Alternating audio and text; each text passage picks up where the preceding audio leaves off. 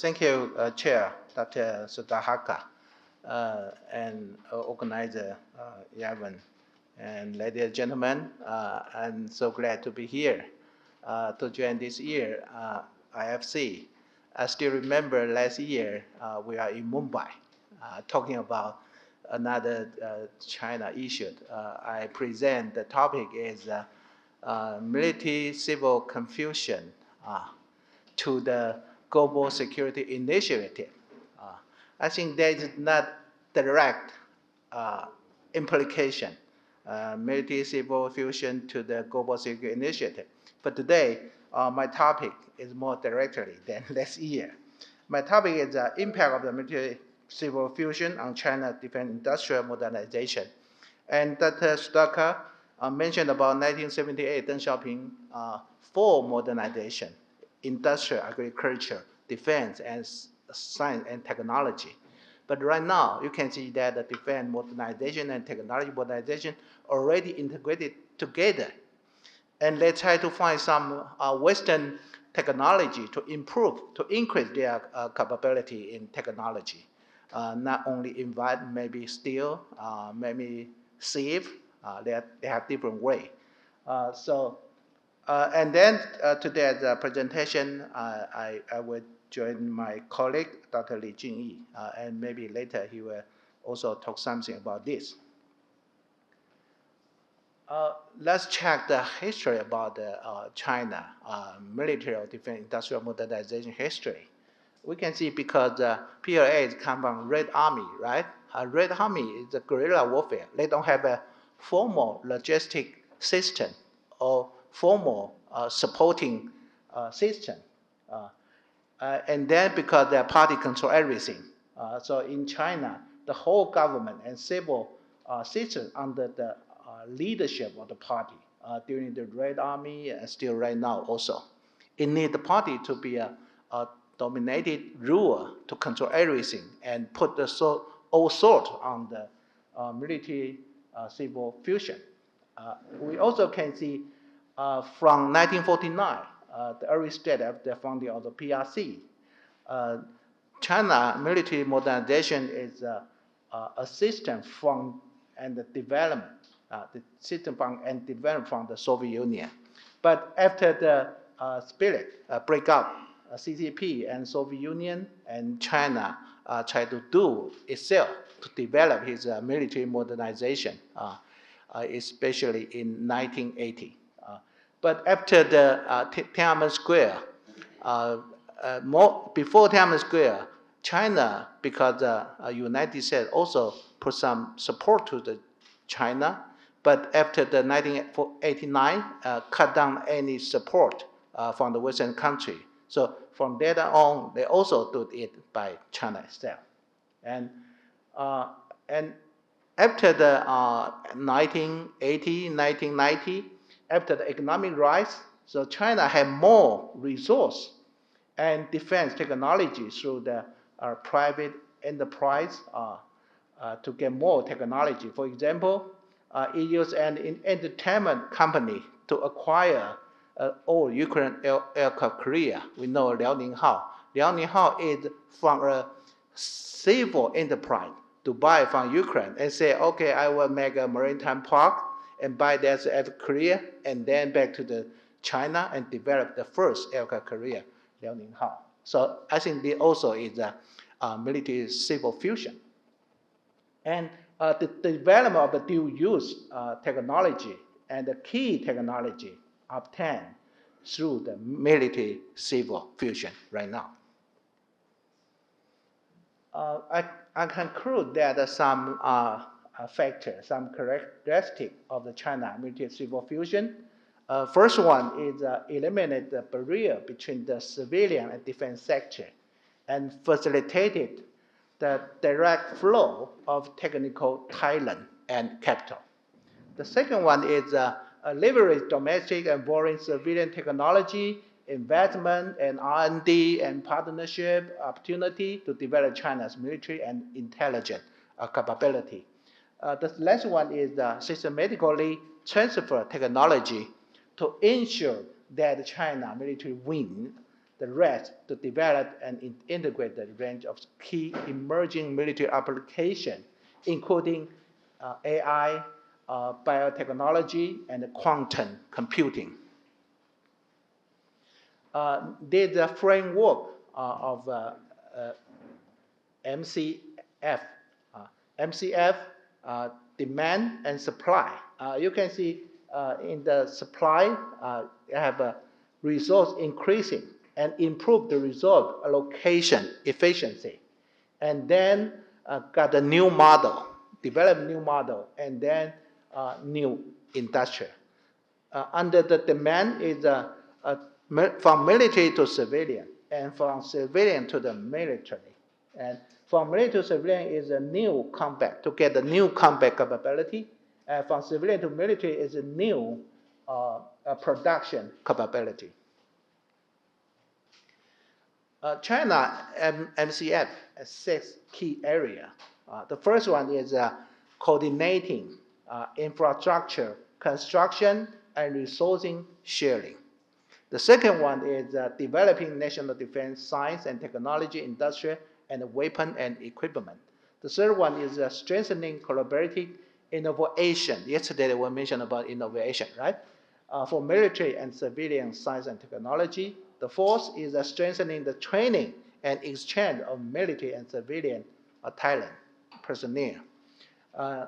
Fifth, enhancing social service and military logistic coordination and support. The last one is boosting, increase the modernization of national defense mobilization. And also set emerging field of NCF. China tried to set in high, new, deep, and far frontier integration. And that is in the field of ocean, space, cyberspace, biology, new energy, and AI. So these are the 6 emerging fields. And China tried to seeking the development of high and new technology from both military and civilian uses. At the same time, going out in China is 走出去, 走出去, a strategy that encourage civilian enterprise to operate internationally to safeguard the ever-expanding national interest. And China intention for MCF, we can see that 2017, they established a unit in the party. The Central Department is the Central Military Civil Fusion Commission to do. I mentioned that the party control everything. So in the party, they have this unit to control the whole country, including the party, including the government, and including the military.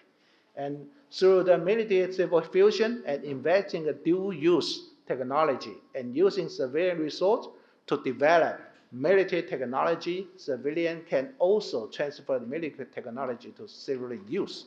Okay, civilian to military use and civilian use to military use. Okay, and develop military technology at a lower cost. Use this approach to pay lower cost to get high technology.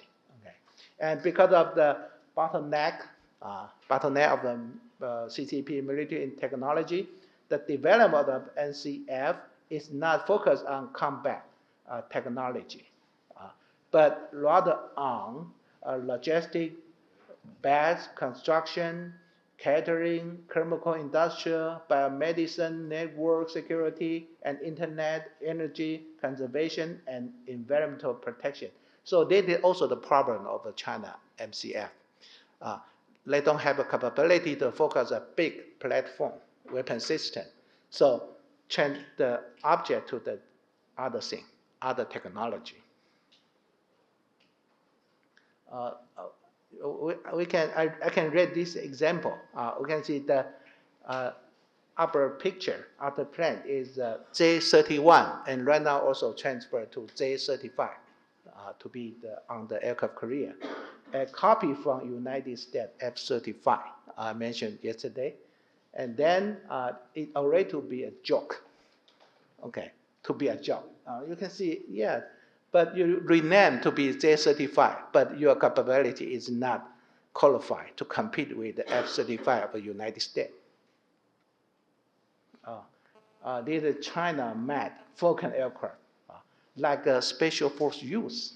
You can see this also the so-called use the MCF to make this like helicopter.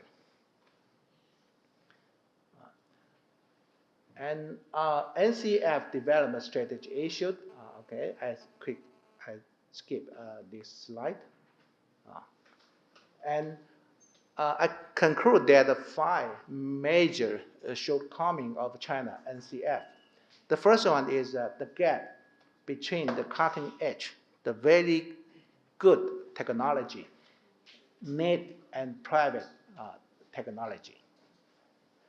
Second one is the gap between the determination and motivation of central and local enterprise to promote. So there's a big gap between the central and the local enterprise. The third one is the gap between the free market and the military market in their different way to cooperate. The fourth one is the regulation governed with the patent rights belong to the military or private enterprise are unclear. So civilian enterprise developed this weapon system. The Western right belong to this enterprise or belong to the military. If belong to the civilian enterprise, maybe they can sell to another country, right? But belong to the military, why civilian enterprise want to develop this kind of weapon system? The last one is the homogenization of development in the same region result in duplication of investment and waste of cost.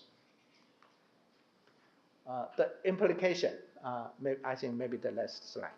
The risk of the private enterprise dealing foreign military technology. Okay, so why a civilian enterprise steal the technology from other country for military? And in addition to the state-owned enterprise, and private enterprise had increasingly taken the role of importing technology, and incident of the plagiarism, fraud, and thief by any means are common, which affect China's image and make foreign country guard against China technology thief. And China defense industry is relatively backward than other countries. And the flow of talent is short and rigid. And private enterprise often make repeated investment in the research direction, production, and institution and equipment configuration. There is often a gap between regulation and the civil regulation, and making it difficult to meet the one standard. And conversion from military to civilian involve military secret and require a relatively long operation time, and progress is relatively slow because it is secret, top secret. And then the process will be very slow. Okay. Okay. Thank you for your listening.